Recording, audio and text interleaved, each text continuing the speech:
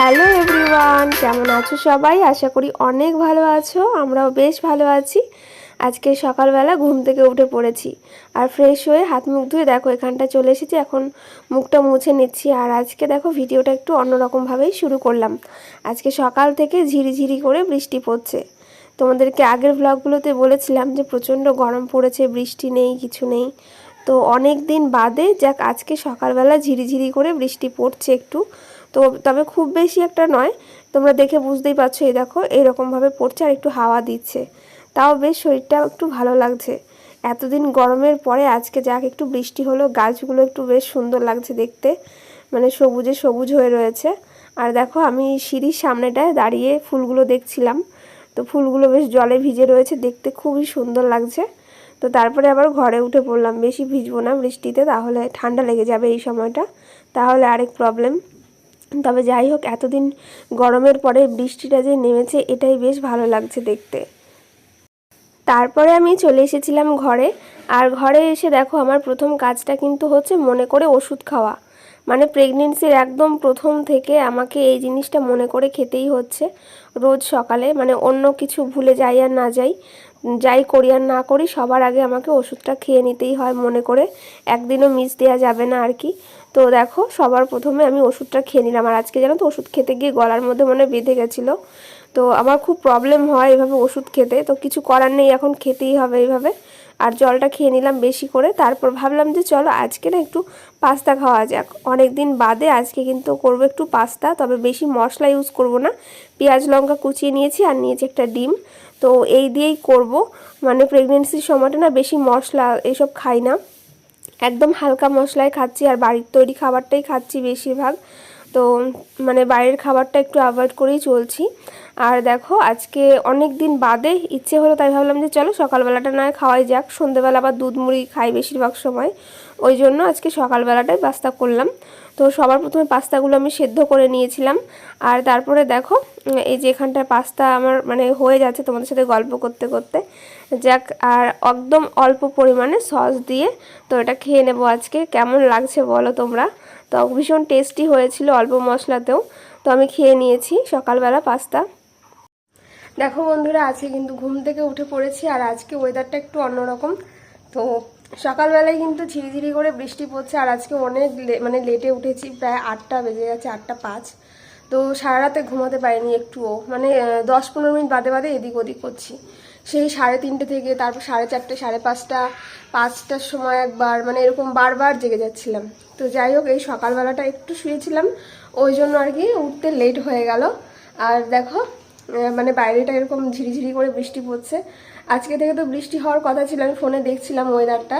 তো দেখা যাক কি হয়। আর এত পরিমাণে গরম আমাদের এদিকে, কি বলবো। তোমাদের ওইদিকে কীরকম অবশ্যই জানিও কমেন্ট করে।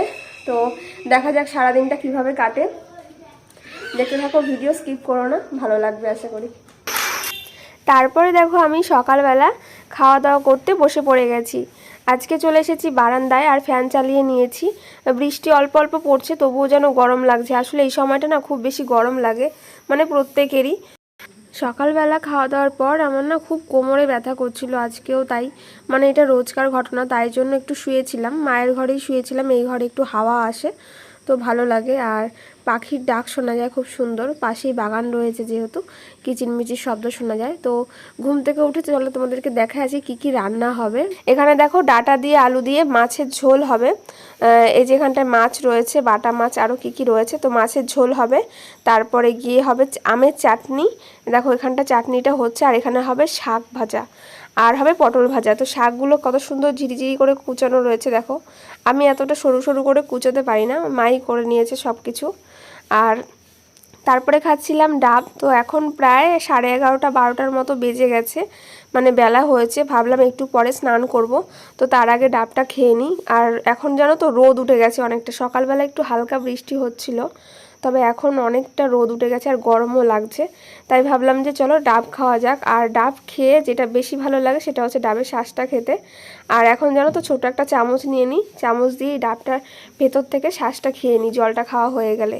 তবে এইভাবে খেতে বেশ কিন্তু ভালোই লাগে আর সুবিধাও হয় আমার চামচ দিয়ে এভাবে তুলে খেয়ে নিতে। তো তারপরে যাব আমি স্নান করতে, স্নান করে আসি, তারপরে গিয়ে আবার তোমাদের সাথে দেখা হচ্ছে। তো দেখো বন্ধুরা, আমার কিন্তু তোমাদের সাথে গল্প করতে করতে স্নানটাও কিন্তু সারা হয়ে গেল। আর এবার দেখো ওয়েদারটা কীরকম লাগছে, মানে এরকম পুরো আকাশটা মনে হয় দম ধরে রয়েছে। আর গরমটা কিন্তু এখন অনেকটা পরিমাণে লাগছে। সকালবেলার দিকে বৃষ্টিটা হলেও ঠান্ডাটা কিন্তু সেরকম পড়েনি, মানে গরমটাই লাগছে বেশিরভাগ। আর আমি আজকে চুলে শ্যাম্পু করে নিয়েছি, তো ওই জন্য চুলটা একটুখানি গামছা দিয়ে ভালো করে পেঁচিয়ে রেখেছি। খুবই গরম লাগছে, মানে থাকতে পারছি না। স্নান করার পরে আমার জানি না মানে আরও বেশি গরম লাগে। দুপুরের পরের থেকে সন্ধেবেলা পর্যন্ত কাটানোটা আমার কাছে প্রচণ্ড কষ্টের হয়ে যায়। তারপর দেখো স্নান সেরে চলে এসেছি ঘরে, আর একটু মুখে ক্রিম মেখে নেব, আর তারপরে সিঁদুরটা পরে নেব।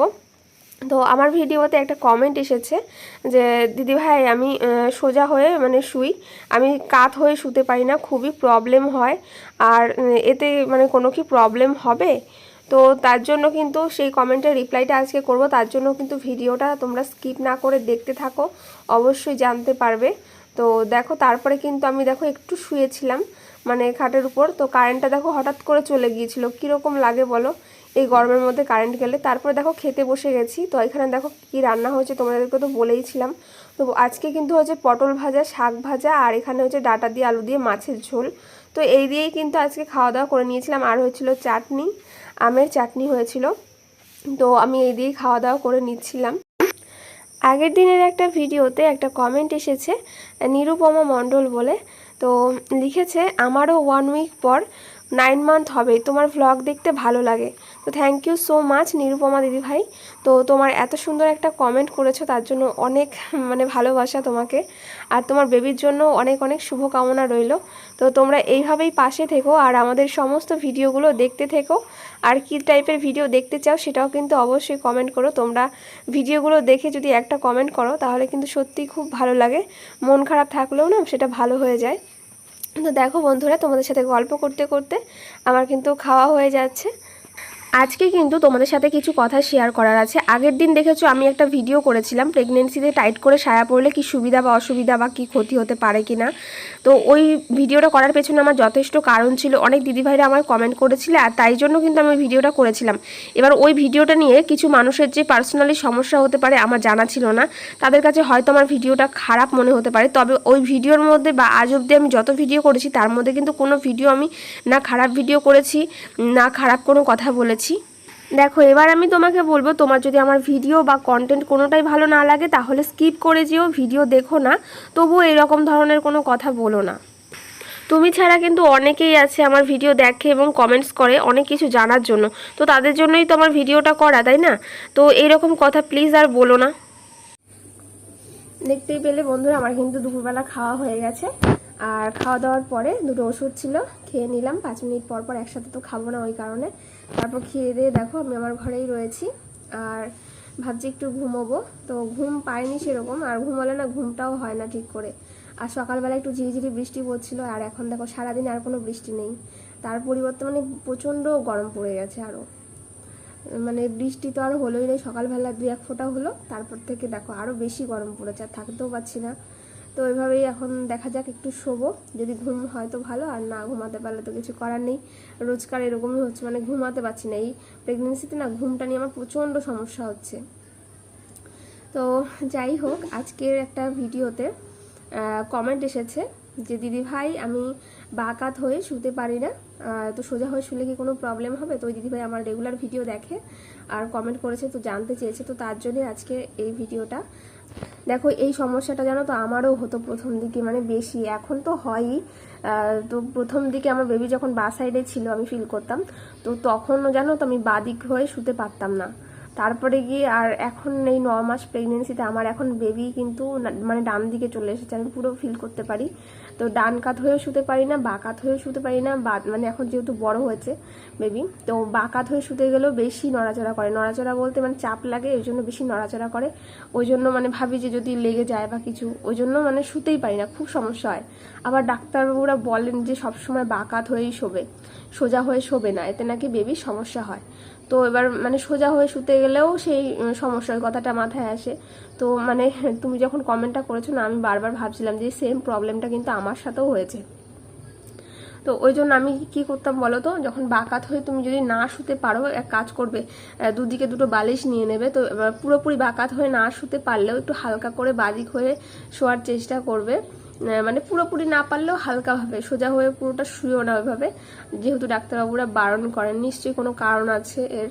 তো আমি তো সবটা জানি না, যাই হোক মানে প্রত্যেকে বলে যে বাকাত হয়ে শোয়ার চেষ্টা করবে, মানে প্রেগনেন্ট মহিলাদের প্রত্যেককেই কিন্তু ডাক্তারবাবু এই জিনিসটা বলেন যে বাকাত হয়ে শোবে, ডান দিক ফিরে, মানে শোয়াটা অতটা ভালো না বেবির পক্ষে। তো তুমিও চেষ্টা করবে সেটা, আর আমিও সেটাই করি, কিন্তু সমস্যা হয়, তো সমস্যা হলে আর কিছু করার নেই, মানে এভাবেই চলতে হবে। তো একটু তো কষ্ট হয়ই, তো প্রত্যেকেরই, তো ওইভাবেই থেকো, একটু বাকাত হয়ে শোয়ার চেষ্টা করো, বালিশ নিয়ে নিয়েও দেখো পারো কিনা শুতে। তো এটাই ছিল আজকের ভিডিওতে তোমার কমেন্টের রিপ্লাই। তো আজকের ভিডিওটা আর বেশি বড় করছি না, মানে খুব গরম লাগছে, একটু শোবো। তো টাটা বন্ধুরা, তোমাদের সাথে আবার নেক্সট ব্লগে দেখা হচ্ছে খুব তাড়াতাড়ি। কীরকম ভিডিও দেখতে চাও অবশ্যই কমেন্ট করো, আর ভালো থেকো সবাই। তো শেষ করছি আজকে এখানটায়।